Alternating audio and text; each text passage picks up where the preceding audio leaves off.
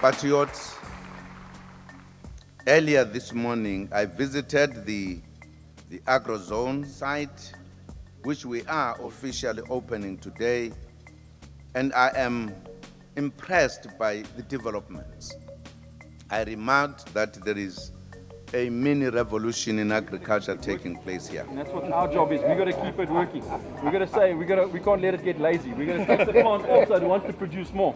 Oh, you've done this a few times. I believe that South Africa is going to go places in terms of economic development, and for economy to grow, you need the infrastructure. I made a comment with a friend who has been educating me ever since I arrived here.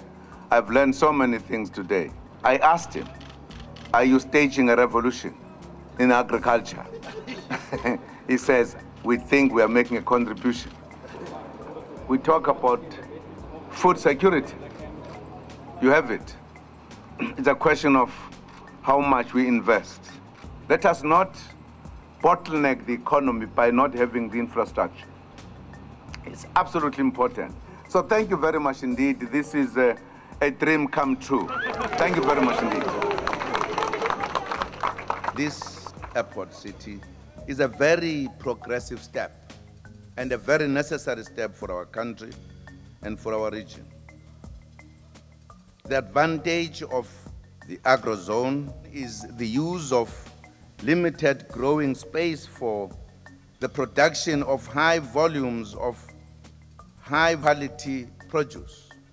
More importantly, for too long, agriculture has been a neglected sector.